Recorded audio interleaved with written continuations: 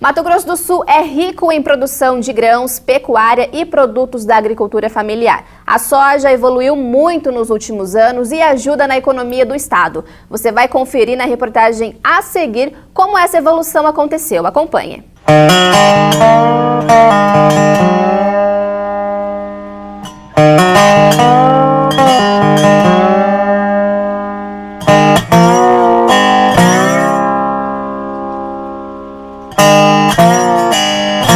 Hoje a soja ajuda a compor a economia do estado, que é rica em produção de grãos, gado e de outros produtos oriundos da agricultura familiar. Tomando a 5ª colocação no ranking nacional, o crescimento da produção de Mato Grosso do Sul se supera a cada ciclo, chamando a atenção de grandes produtores, técnicos e toda a cadeia envolvida. Eu acho que essa é uma história fantástica, né? A gente começou a produzir soja, a gente colhia 30 sacos de soja e achava que estava bom, né? Hoje a gente colhe 60 sacos de soja, torce o nariz, quer colher 65 com teto de produtividade de 80 sacos. Isso foi fruto de muito trabalho, né? De muita pesquisa, de muita conscientização dos produtores, da necessidade de acompanhar os trabalhos de pesquisa. As nossas instituições sempre se esforçaram para ajudar, né, nesse ambiente de pesquisa, toda a comunidade científica. A gente sabe que nós estamos num país que tem dificuldades muitas vezes com essas coisas, né, de fomentar a pesquisa, a ciência, o conhecimento, e a gente sempre trabalhou positivamente nisso, né, e hoje a gente fica muito feliz de ver, e a gente pode falar isso com bastante tranquilidade, que nós temos um dos sistemas de produção mais evoluídos do mundo.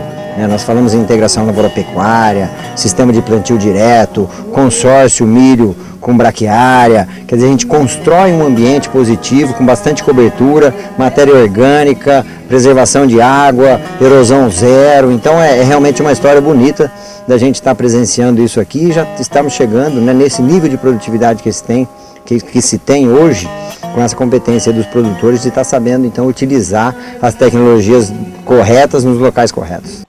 A gente tinha um cenário completamente diferenciado do que a gente vive hoje, né? Nesses últimos anos, aí vamos colocar 30 anos o avanço tecnológico, o avanço nos sistemas de produção, o avanço na produtividade, tudo avançou muito. O produtor rural ele saiu de um sistema de produção e está partindo para outro, e essa evolução ela é crescente. O produtor rural ele tem que se adequar, ele está em vários desafios. O principal deles é se adequar a toda essa evolução que a agricultura ela teve nos últimos anos. A agricultura ela não aceita um meio certo, ela tem que ser assertivo, tem que ser bem feito, tem que ser bem posto, tem que ser bem colocado, e é isso que o produtor vem, esses desafios que ele vem vencendo e que vem acontecendo de forma muito assertiva. Com a ajuda de pesquisas desenvolvidas por instituições privadas e públicas, como por exemplo a Embrapa, o estado conseguiu evoluir na sua produtividade, pois foi possível aplicar novas tecnologias, trabalhar o clima e solo para melhorar a qualidade da soja. Parcerias com a FamaSul, a ProSoja, Senar, sindicatos e outras entidades ajudaram a levar informação, conhecimento, cursos técnicos para a qualificação de mão de obra, tudo para ser aplicada ao campo.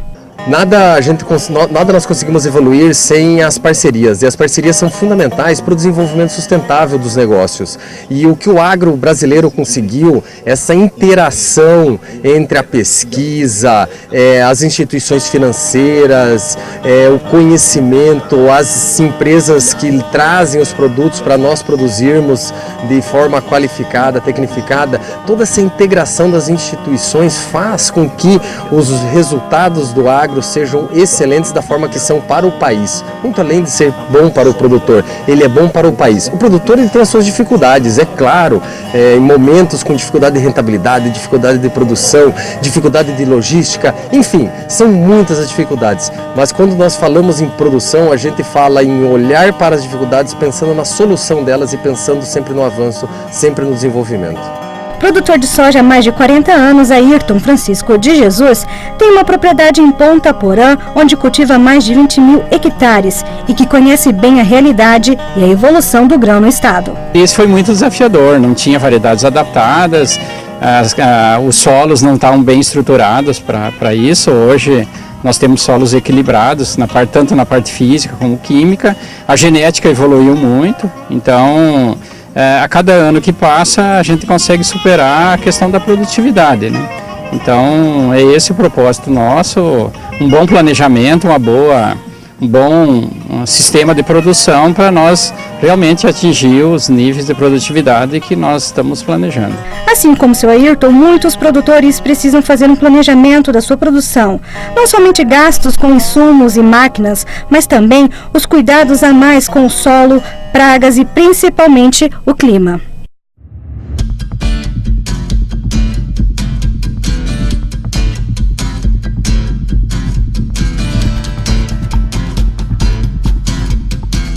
Muitas coisas mudaram nesses últimos 30 anos e a tendência é que aumente cada vez mais a demanda por alimentos e, consequentemente, da produtividade. E aí, entre algumas questões relacionadas a tecnologias voltadas para clima e controle de pragas. E quanto ao solo?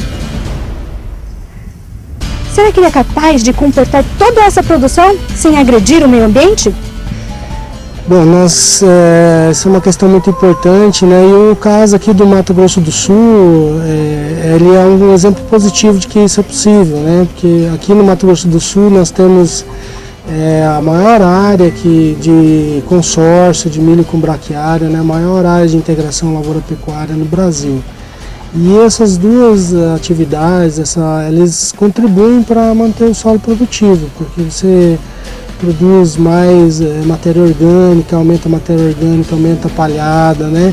Melhora a qualidade do plantio direto, melhora a qualidade do solo, aumenta o armazenamento de água.